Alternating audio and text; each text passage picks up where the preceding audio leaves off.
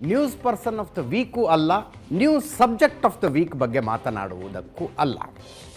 ಒಬ್ಬ ವ್ಯಕ್ತಿಯ ಜೊತೆಗೆ ನಾನು ಮತ್ತು ಪ್ರಶಾಂತ್ನಾಥ್ ಸುಮಾರು 2-3 ತಾಸು ಕೂತ್ಕೊಂಡು ಹರಟೆ ಹೊಡೆದಾಗ ನಮಗೆ ಗಾಢವಾಗಿ ಅನ್ನಿಸಿದ್ದು ಇವರನ್ನು ನ್ಯೂಸ್ ಅವರ್ ಸ್ಪೆಷಲ್ಗೆ ಕರಿಬೇಕು ಒಂದು ಸಲ ಅಂತ. ಕರೆದ್ವಿ, ಅಂತೂ ಇಂತೂ ಸಮಯ ಕೊಟ್ಟು ಬಂದಿದ್ದಾರೆ. ಆ ಮಟ್ಟಕ್ಕೆ ಶಾಕ್ ಆಯ್ತದು ಅಂತ ಅಂದ್ರೆ ನನಗೆ ನಂಬೋಕೆ ಆಗ್ತಾ ಇಲ್ಲ.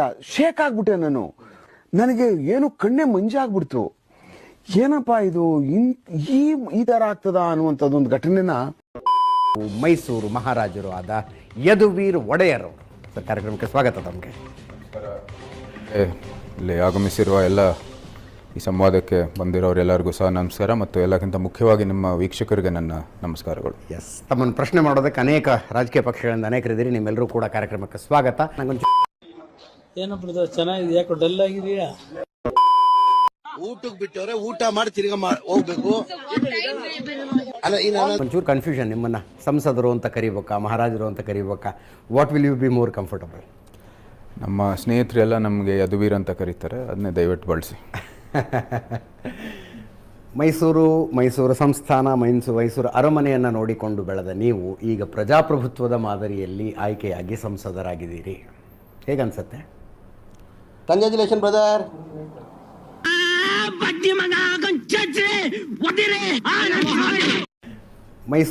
ಮೈಸೂರು ಸಂಸ್ಥಾನ, ಮೈಸೂರು ಅರಮನೆಯನ್ನು ನೋಡಿಕೊಂಡು ಬೆಳೆದ ನೀವು ಈಗ ಪ್ರಜಾಪ್ರಭುತ್ವದ ಮಾದರಿಯಲ್ಲಿ ಆಯ್ಕೆಯಾಗಿ ಸಂಸದರಾಗಿದ್ದೀರಿ. ಹೇಗನ್ಸತ್ತೆ? ಇದು ಹೊಸ ಜವಾಬ್ದಾರಿ. ನಾನು ಸಾಮಾನ್ಯವಾಗಿ ಇದು ಅರಮನೆಯ ಜವಾಬ್ದಾರಿ ನಮ್ಗೆ ಬರುತ್ತೆ ಅಂತಲೇ ನಿರೀಕ್ಷೆ ಇರಲಿಲ್ಲ. ಸೊ ಅದಾಗಿದ ನಂತರ ಇನ್ನೊಂದು ಅಂದರೆ ಅಧಿಕೃತವಾಗಿ ಜನರ ಪ್ರತಿನಿಧಿ ಆಗುವಂಥದ್ದು ಮತ್ತು ಆ ಜವಾಬ್ದಾರಿನೂ ಕೂಡ ಬರುತ್ತೆ ಅಂತಲೂ ಕೂಡ ನಾನು ನಿರೀಕ್ಷೆ ಮಾಡಿರಲಿಲ್ಲ. ಆದರೂ ಸಹ ಒಂದು ರೀತಿ ಅದು ನಾನು ನಿರೀಕ್ಷೆ ಮಾಡಿಲ್ಲದೆ ಇರೋ ಸಹ ಒಂದು ರೀತಿ ಸಮಾಜದಲ್ಲಿ ಒಂದು ನಿರೀಕ್ಷೆ ಇತ್ತು. ಯಾವಾಗಲೂ ಮಾಧ್ಯಮದವರು ಮೊದಲನೇ ಪ್ರಶ್ನೆನೇ, ನೀವು ರಾಜಕೀಯಕ್ಕೆ ನಿಮ್ಮ ಆಸಕ್ತಿ ಇದೆಯಾ, ಬರ್ತೀರಾ ಅಂತ ಯಾವಾಗಲೂ ಪ್ರಶ್ನೆ ಮಾಡ್ತಾಯಿದ್ರು.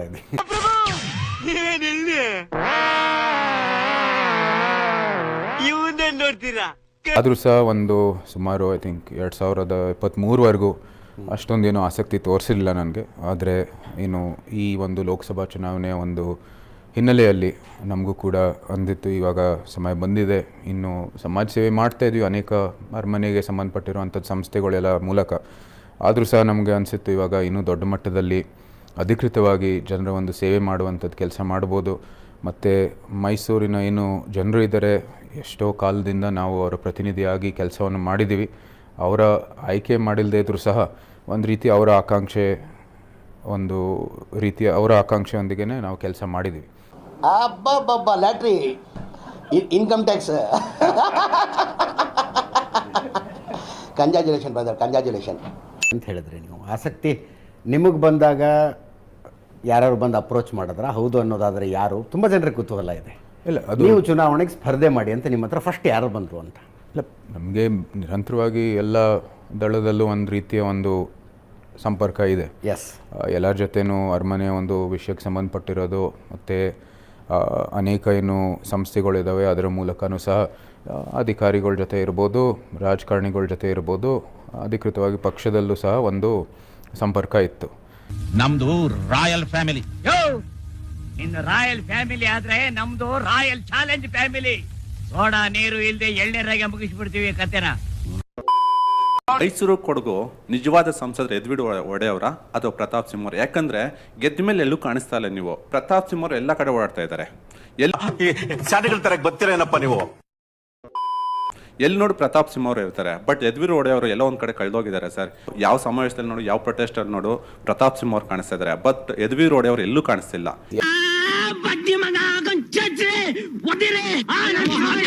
ಯಾವ ಆಧಾರ ಮೇಲೆ ಹೇಳ್ತಾ ಇದೀರಿ ಅಂತ ಗೊತ್ತಿಲ್ಲ. ಅವ್ರು ಎಲ್ಲ ಈಗ ನಾನು ಉದಾಹರಣೆಗೆ ಹೇಳ್ತೀನಿ, ಈಗಲೇ ನಮ್ಮ ಹನುಮ ಜಯಂತಿ ಆಯಿತು, ಅವ್ರ ಪಕ್ಕದಲ್ಲೇ ನಾನೇ ನಿಂತಿದ್ದೆ ಅಲ್ಲಿ ಹುಣಸೂರಲ್ಲಿ ನಡೀತಾ ಇರುವಾಗ. ನಾವು ಅದಕ್ಕೆ ಹೋಗ್ಬಿಟ್ಟು ಪ್ರಚಾರ ಮಾಡ್ತಾ ಇಲ್ಲೋ ಕಾರಣಕ್ಕಾಗಿ ಅಥವಾ ಏನು ಹೆಚ್ಚಾಗಿ ಅಂದರೆ ಬೇಕಾಗಿ ಇಲ್ಲದೇ ಇರೋ ಪ್ರಚಾರ ಮಾಡ್ತಾ ಇಲ್ಲದೇ ಇರೋ ಕಾರಣಕ್ಕಾಗಿ ಬಹುಶಃ ನಿಮ್ಗಲ್ಲಿ ಅನ್ಸಿರ್ಬೋದು. ಹ್ಯಾಕ್ ಸಾಸಿದ್ರಿಂದ ಕೇಳಿದಾಗ ಇವರು ಅದ್ರ ಬಗ್ಗೆ ಎಲ್ಲ ಹೇಳಿದ್ರು. ರಾಮಾಯಣದಲ್ಲಿ ಬರೋ ರಾವಣನಿಗೆ 10 ತಲೆ ಇದ್ರೆ ಈ ಮಹಾನುಭಾವನಿಗೆ ಒಂದೇ ತಲೆಯಲ್ಲಿ 10 ಮೆದಳಿದೆ ಅಂತ ಗೊತ್ತಾಯ್ತು.